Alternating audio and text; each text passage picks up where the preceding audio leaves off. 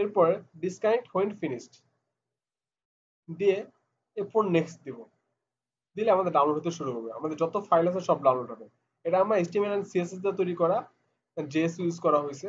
তো আমাদের ফাইলটা তৈরি হয়ে গেল। এবার আমি ব্রাউজ মিরর ওয়েবসাইটে যেতে পারি বা ফিনিশ দিয়ে আমি এটা কেটেও দিতে পারি। কেটে দিলে আমি যদি এখানে যাই, আমি যেটা দিয়েছিলাম ওয়াইটি ক্লোন, সেটা আমি আমাদের ডাউনলোড ফোল্ডারে যদি সেভ করেছি, ডাউনলোডে গেলে এখানে অনেকগুলো পাবো। এখানে ওয়াইটি ক্লোন পেয়ে গেলাম।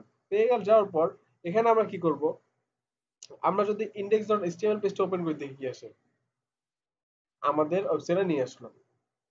তো আমাদের হুবহু কিন্তু এটা আমরা কিছুই করিনি। এখন যদি আমি এটাকে সেট টাইম দিয়ে দেখি তো এটা আচ্ছা, এখানে আমাদের কি হতো, এখানে হয়তো জিরো, আচ্ছা জিরো যদি না দিই, এখানে সরাসরি আমি যদি 2 সেকেন্ড দিই তাহলে কি হয়, 2 1